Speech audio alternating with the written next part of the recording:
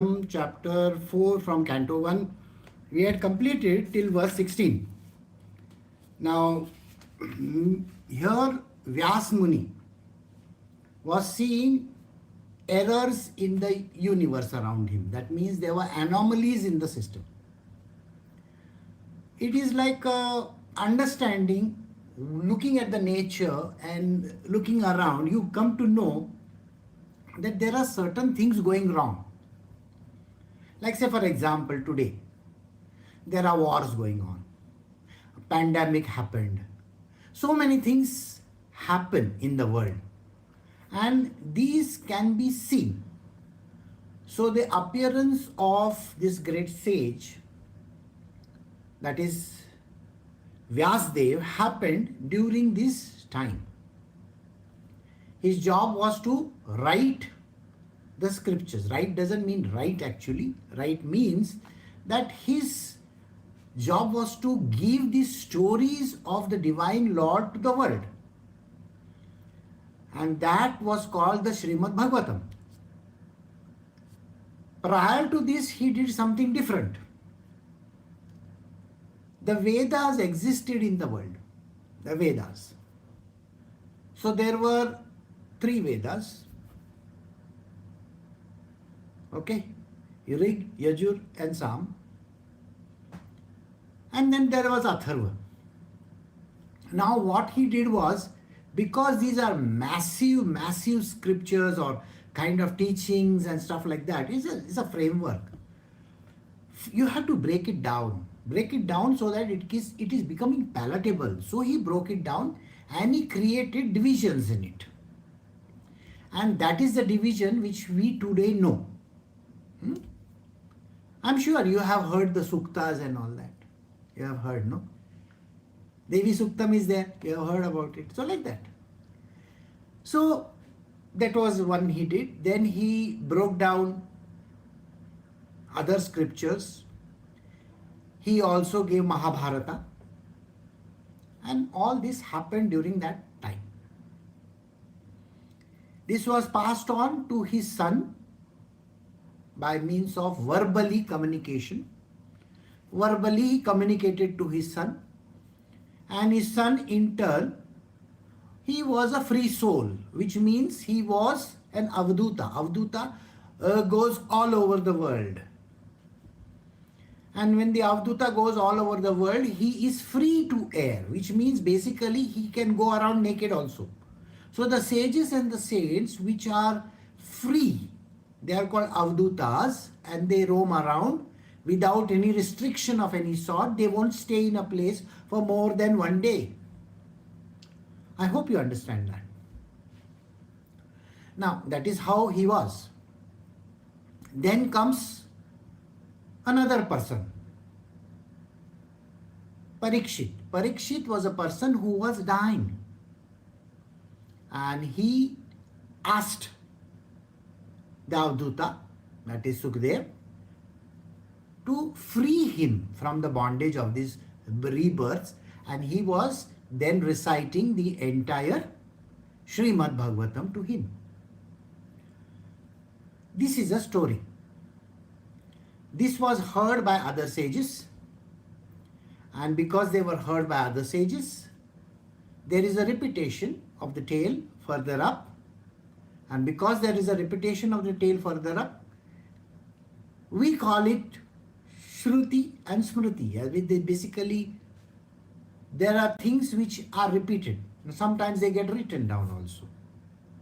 So later on it got written down also. So what we are learning today is the written version of it. Alright? So now let us start with what exactly transpired. So we will move on to verse 17 and 18. We are doing Srimad Bhagavatam, the appearance of Sri Narada, Canto 1, Chapter 4, text 17 and 18. Vyasadeva, who was fully equipped in knowledge, could see through his transcendental vision the deterioration of everything material due to the influence of the age, that is the Yuga. He could also see the faithlessness in people in general, which would be reduced in duration of time and would be impatient due to lack of goodness. Thus he contemplated on the welfare of men in all statuses and order of life. I hope you get this. It's a very important message. Now this particular message tells us, why did Vyasadeva come? Now Vyasadev's entry in this world was simply because there was a lot of upheaval going on in this world. Things were going bad. People were faithless. Today what has happened in this world? People are totally faithless. They don't have any faith. And because they don't have any faith, they have nothing to hold on to. See, when you have faith in someone, you hold on to it, correct? I want you to think of yourself as falling from a cliff. Falling from a cliff. Your thought process is only one during that time. Can I get saved somewhere? And maybe there is a tree branch hanging from there, and you get caught in that branch. That faith is there. So always remember this. The faith is not dependent on material worldly things, but it is dependent on something very unusual. It cannot be pinpointed, and nobody can say what this faith is all about. It's a very vague word. And this word is not understood by human beings. Because our belief is in something which we cannot hold on to. That means I cannot hold the image of God and say there is God in this image. Can I? Can I see the God? I see only a stone image. I see a picture. I see a block. I see things which cannot be understood in the common way. In our normal, analytical manner, we cannot even understand. So this world means during the time of Vyasadeva, had turned away from God. Does this happen often in the yugas? Yes, it happens in the yugas. And every time when this happens, the appearance of God is there. He appears during that time.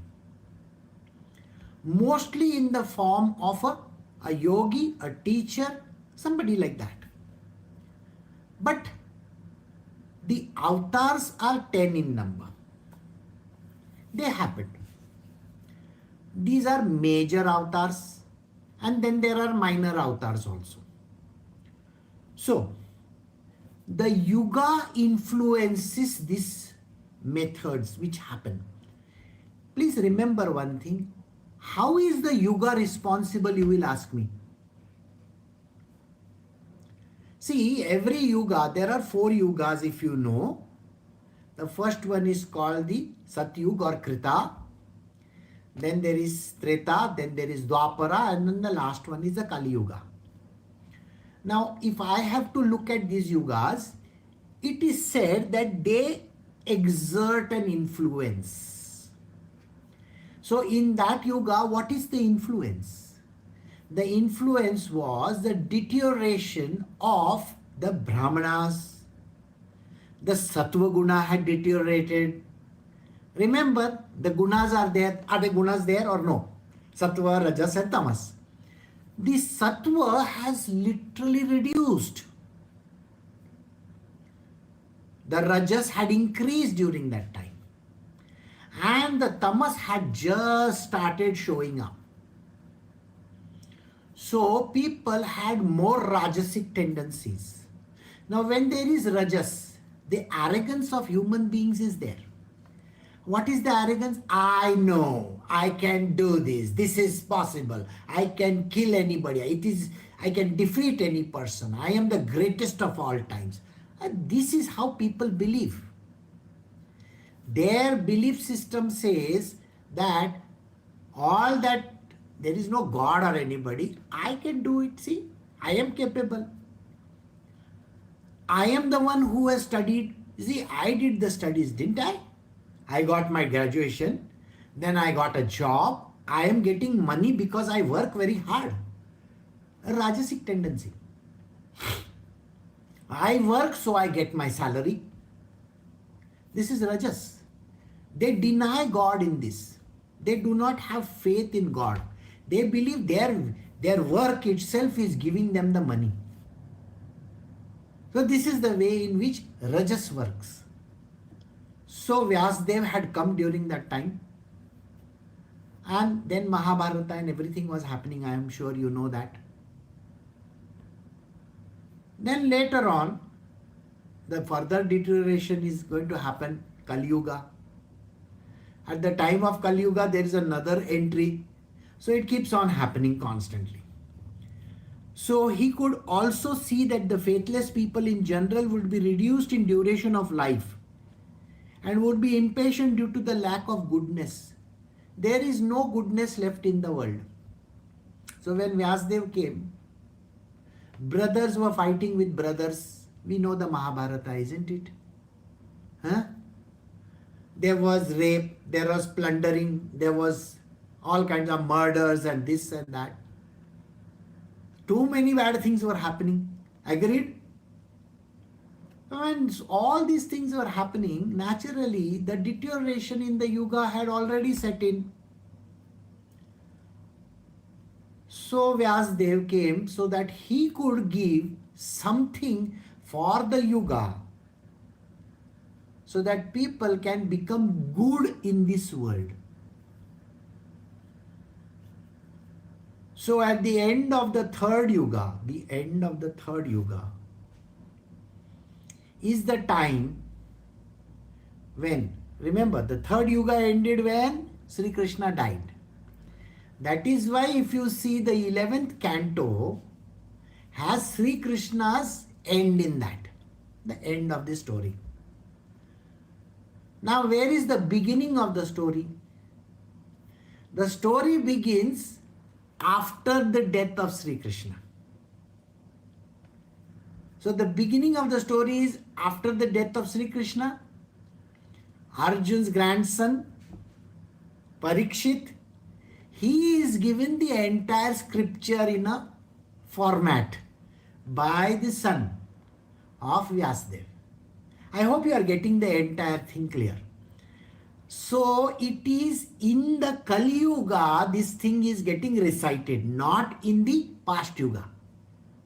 Sri Krishna had already passed away. Remember this. That advent of Kali Yuga has already happened. So when Parikshit was sitting over there near the Ganga river and listening to Sukadev, it is during the last Yuga, which is Kali Yuga. So the advent of Kali Yuga means everything is deteriorating today. Right? And Vyasadeva in his goodness has left behind this scripture for us so that we can become devotees of God. This is one of the highest scriptures in the path of devotion. Alright? I hope you get it. So, the duration of life of a human being had come down. How is the duration of life? Krishna died when he was 125 years old. Isn't that true? Even Balarama passed away at that time. So they could live anywhere between 125 years to 200 years. That was the time span. Before that, a person could live even till the next Yuga. Thousands of years also. Now you will wonder, how is a person able to live for thousands of years?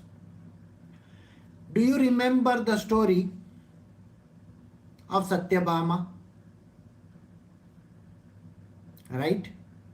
So Satyabhama's story with Sri Krishna happened in such a manner where Sri Krishna had to go and recover that diamond, that stone.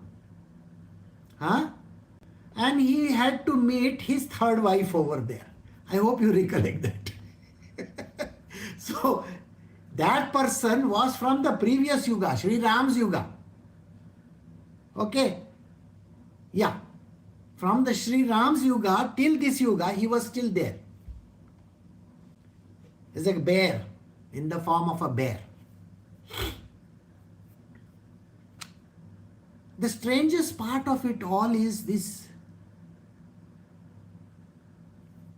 How is it that a bear could live for two yugas?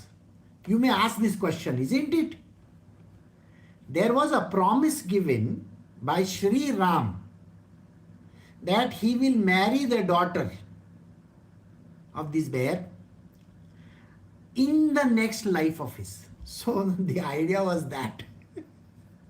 I hope you get this story clear. And that is the reason why you will find that during this third yuga, the life had compressed and it had come down from 200 and more years to 125. And at the beginning of the last yuga, that is the Kali Yuga, the life is compressed still further. Today, what is the lifespan of a human being? Anywhere between 75 or 70 to 80, or that is the lifespan, isn't it? You will find that people will live only during that time. And there are very few places where a person can live till 100. Not everybody can live till 100. So here he is saying this, the reduction in the duration of life and impatience due to lack of goodness. So people have become impatient due to lack of goodness. They don't have goodness in them. Look at all the YouTube today. What are they saying? How to make millions in the shortest period type. Have they mentioned it or no? Have you seen there are youngsters in the age group of 16, 18, 20, 22, 24. What are they doing? I am a multimillionaire. I earn 6 million. I earn 10 million. By the time they are 30, I am $100 million person. I am a billionaire. What is that? Now imagine in this yuga, if this person were to live for 125 years, what is going to happen? A person at the age of 16 earns millions. Does he know what he is supposed to do when he is 30 or when he is 40 or 50 or 60? No, he has no idea. He is going to get into very big trouble. All his money will go away. He may get married to a woman who will take him to the cleaners. Isn't that what is happening in the world today?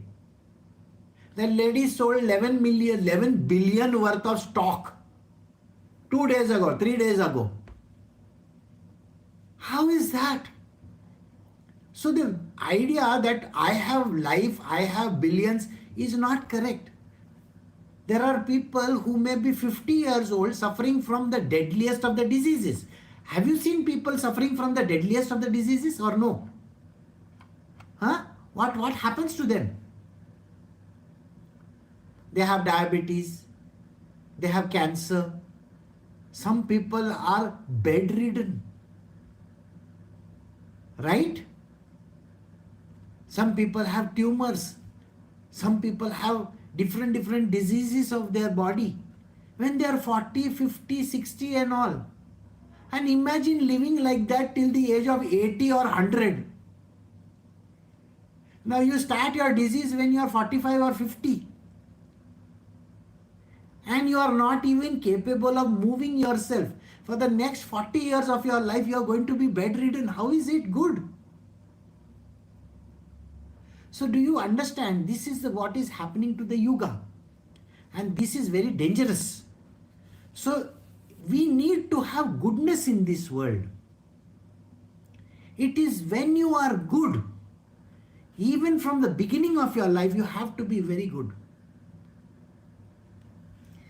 Remember, as a youngster, you are told, don't smoke, don't drink, don't womanize, don't do this, don't do that. Are you told this or no? But what do the children do?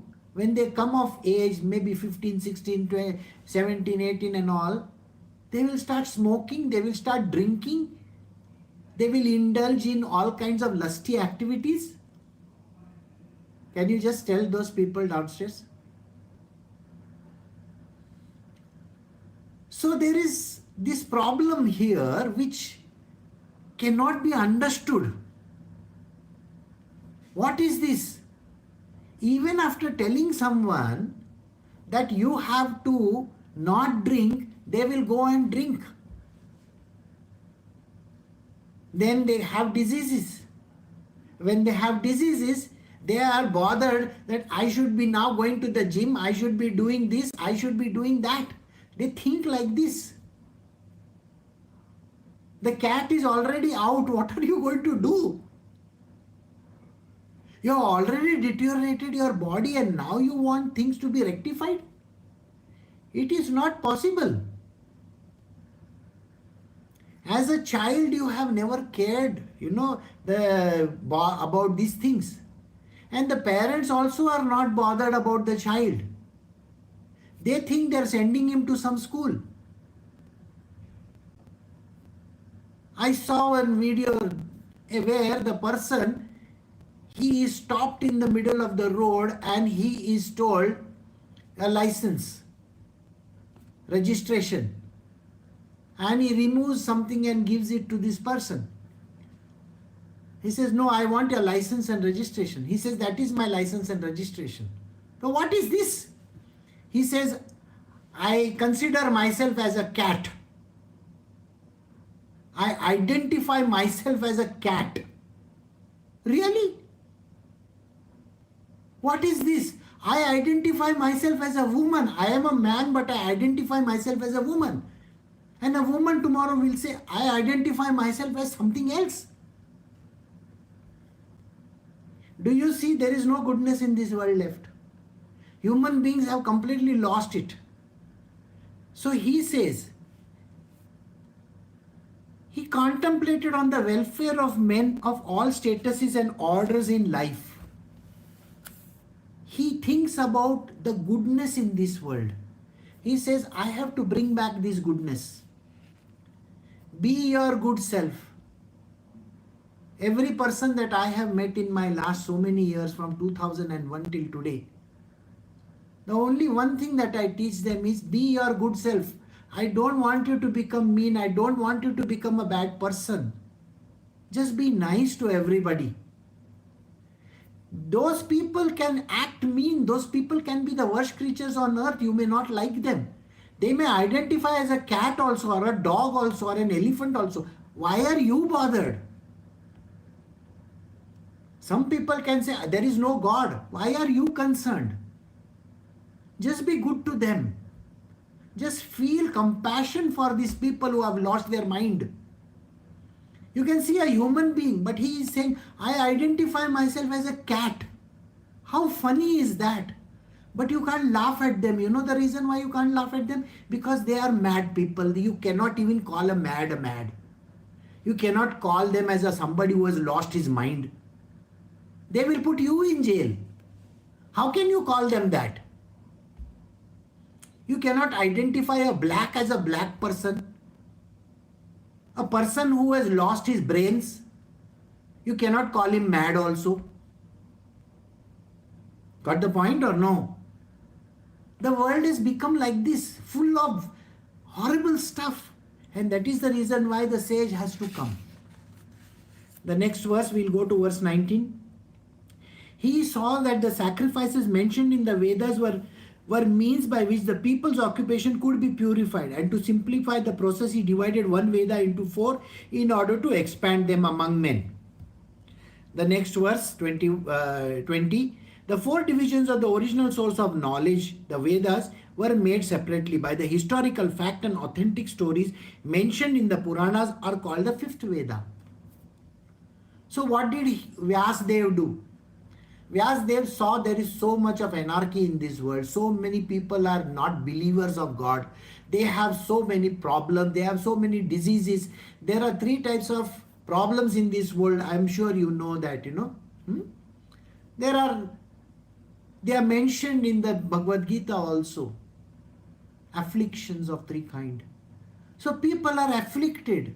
The biggest affliction today in the world is the affliction of the mind. Please understand, everybody is afflicted by the mind alone. Nobody is thinking clearly because their mind is affected. Now, how do you get these people out of this? The one thing which can get a person out is called knowledge. See, when you go to the doctor, that is a method of curing. We are trying to cure. No doctor can cure, by the way. Nothing can cure us. Okay?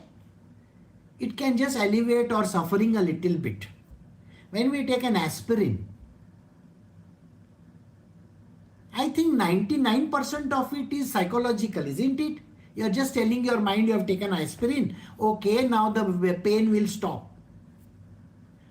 Basically, this is how medicines have become nowadays. So afflictions are there in this world. What is the greatest remedy for affliction?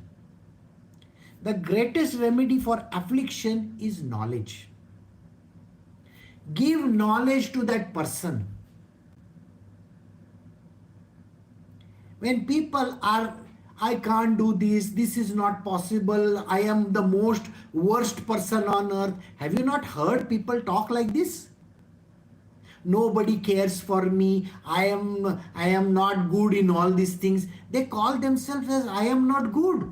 I cannot do this. This is not possible. I have never done this in my life. When people say this kind of words, well, even a child has never done things in his life. But isn't the child trying out things?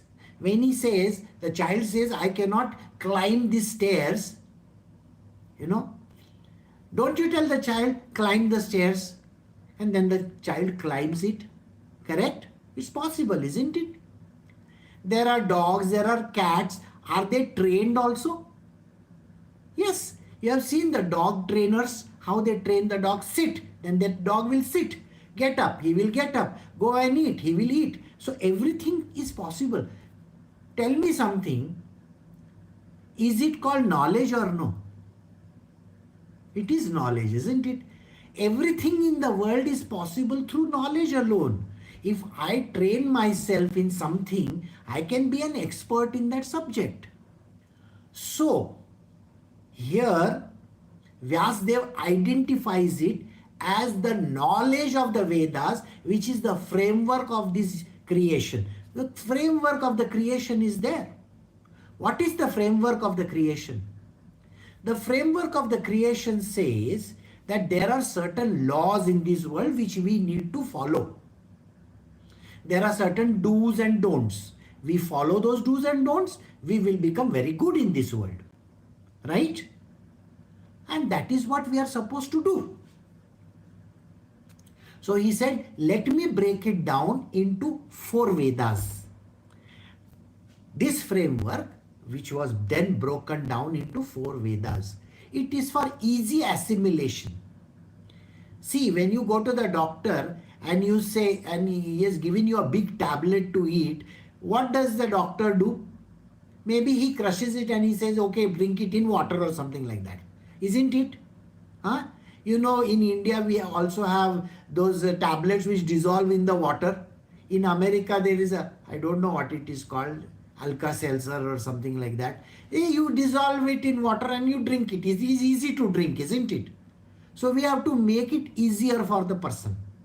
The job of a guru, understand these words, the job of a guru is to make it simpler. Not keep on coming up with fantastic, complicated verses and stuff like that. No, the job of a guru is to give the knowledge in the simplest possible manner, because everybody is a child, everybody has no knowledge. So if I have to give knowledge to a person, am I supposed to make it simpler or am I supposed to make it complicated? Today's day and age, have you seen when you go to an organization, a big company, they make it so complicated and they will say, oh, this is like this, it's very complicated, No, The job of any person who is a teacher of the highest order, he will make the most complex subject into the simplest possible manner. That is the job of a teacher. So the sage Vyasadeva is a great teacher. He makes it very, very simple and he gives it to the people. That is how he divided the Vedas into 4 types. The 4 divisions of the original source of knowledge, they were made separately. So we separate it out further. Alright? Now, if you see this year's prize in physics, or I think some subject, was given to a person who is an IT expert. Have you noticed it or no? He is a person who has come up with artificial intelligence, something in that, and he has got a prize of physics. Can you understand this? So there is an AI over there. Maybe it is related to physics. I don't know about that. I am not so intelligent as that person. He won the Nobel Prize. I have not won even a small plastic badge. So maybe he knows too much. Understand this. To make it simpler is the highest virtue in the world. Make knowledge simpler for your child also, if you are a parent. If you are a teacher, make it the simplest possible manner. Give it to them in the form of a very simple, that thing which you can dissolve it and drink it, like that. So, these Vedas, they contain historical data. But we don't believe it is historical. We consider every scripture of ours as a mythology. No, what is he saying? He is saying everything over here has got a historical value. We cannot understand it. See, even in history, anthropology or ancient sciences, whatever they were, we have to understand a lot of things, isn't it? So understanding is important. Till you don't understand, we cannot make judgments on things. So the Vedas have a historical data in it. Likewise, there is a 5th Veda also, which is nothing but the scripture which we are doing today. Isn't it? So he says there is the 5th Veda there. So now we will move to the next verse. So verse 21 says, after the Vedas were divided into 4 divisions, Paila Rishi became the professor of the Rig Veda, Jaimini the professor of Samved, Vaishampayana alone became glorified by the Yajur Veda. The next one is Sumanto Muni Angira, who was very devoted, engaged, was interested with the Atharva Ved, and my father, Romaharshana, was interested with the Puranas and historical records.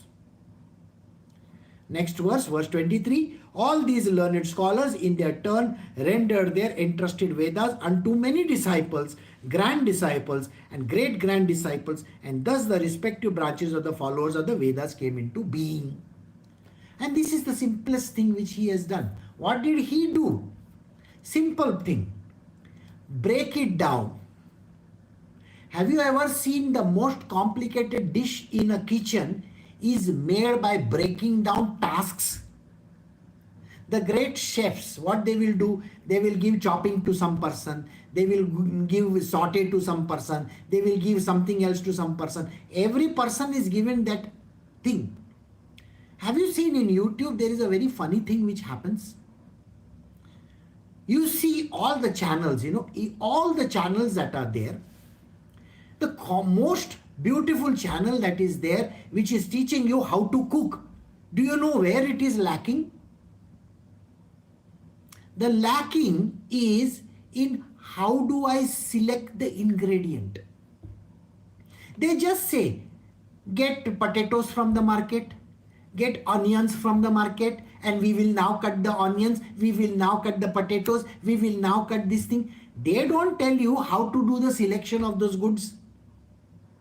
What is it that is going to be the taste of that thing? Nobody understands that. Now, if I just have to make a salad also, how many different types of salad leaves are there? Too many of them, aren't there? Now, every salad leaf has a different taste. Have you even thought how to buy it in the first place? We just go to the supermarket and say, oh, let me buy this. Chinese cabbage. Okay, let me buy this. Pak choy, let us buy pak choy. What is pak choy? What? Nobody understands. We just go buy and we cut it, cut, and put it. For what reason are you doing? Nobody is telling you. So please understand, you have to just know everything. So what did Vyasadeva do? Vyasadeva broke it down further and passed it on to different people. And these different people are connected to different departments. And these departments are already mentioned over here. So, what did he do? He passed on all these to his different people. So, he is given example over here, the Paila Muni and so on and so forth. I don't have to elaborate on that. You will understand it yourself. So, today, all these great Munis have got their training. So, we will stop at verse 22. Tomorrow, we will start from verse 23 onwards. Recording stopped. Oh, I'll have to apologize for this abrupt ending because my recording device said you are finished. Okay.